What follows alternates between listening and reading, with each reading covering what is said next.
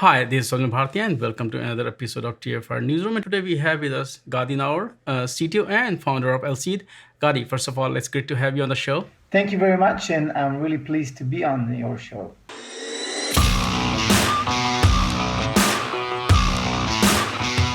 I have talked to Alcide before, but since you're here on the show, I want to know from you what problem you saw in the market that you created this company. So what I really saw in the market when we started the company was the ingenious concept that Docker actually put together in making containers so accessible to developers. And the evolution around that, which basically kind of created a motion of building microservices and the rise of Kubernetes and all those container orchestration system, with Kubernetes eventually winning the orchestration wars, made ton of sense to create a company. And when we started, it was early days for Kubernetes. And as a company, from a technology standpoint, we placed our bets on Kubernetes since day one, pretty much. We built everything internally on Kubernetes, which gave us a head start as far as understanding the problem space as users. And that's pretty much kind of the brief history behind starting the company. Thanks for explaining that. Now let's talk about the event that you are, I think it's still undergoing. So tell us a bit about why you plan to do this event virtually. So doing the virtual event is more of a forced reality than anything else. I mean, it went virtual pretty much because of the COVID situation. Happy to share that here in Israel, where I'm based out of, we are in full lockdown right now, but hopefully things will get better. But setting that aside, the benefit of doing a virtual conference and not traveling, not need to worry about booking hotels and kind of the excessive pricing around that, it's very convenient to have a 3-day full conference with best of the best speakers, with company like D2iQ, which are pretty much the godfathers of high scale systems and containerized systems that kind of evolved and became kind of your day two Kubernetes company. And we at Alcide, it's already kind of the second time that we are partnering with D2iQ, pretty much complement their story. I mean, we're doing Kubernetes security. D2iQ will get you your day one and day two needs, and the power of two is kind of pretty obvious. So that's kind of the reason why we partnered with D2iQ to kind of deliver that. Now let's talk about your keynote and session.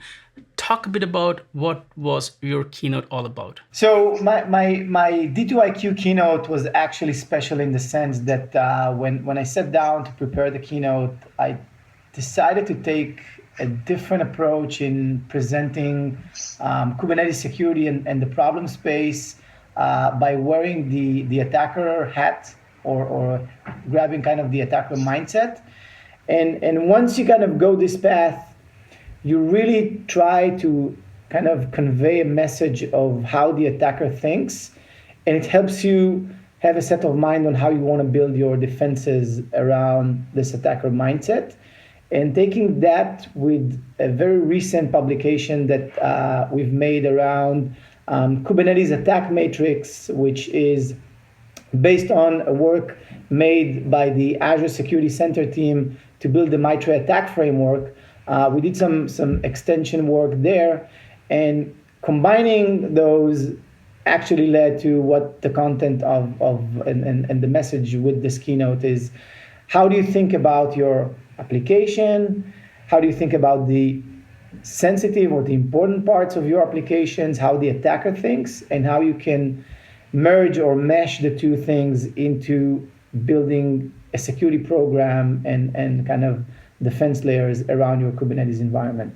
If you look at cloud native space, how different is security in the cloud native Kubernetes space versus traditional security? So, traditional security, when you really try to think about, IT security, for example, it's about securing endpoint devices. It's about securing remote employees. Right now, it's pretty common challenge for companies to kind of shift their security practices for remote employees.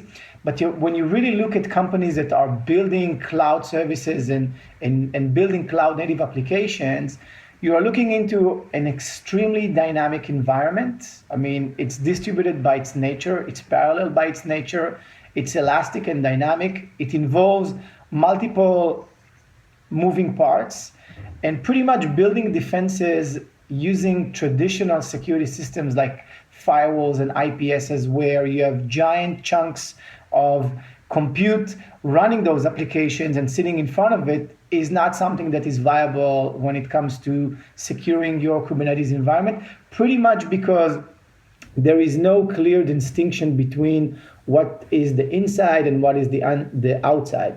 So for example, when developers are building an artifact and pushing that to a container image registry, that container image eventually comes from the outside and introduced inside your environment in the form of a Kubernetes pod, for example.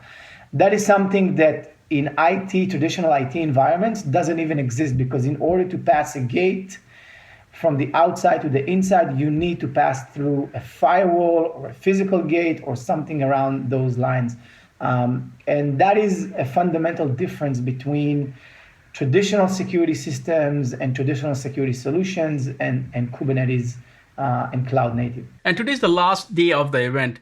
This event is still undergoing, but what are some of the key takeaways that you have seen or people will walk with after attending this event? So from my perspective, the key takeaways that folks should be able to take from attending a virtual conference like the one that D2iQ and Alcide put together is mainly what they can do in their day two. I mean, the hello world is always easy and everyone is getting that up and running in no time, but understanding what will they need to have from an operational perspective, from a security perspective for their day two.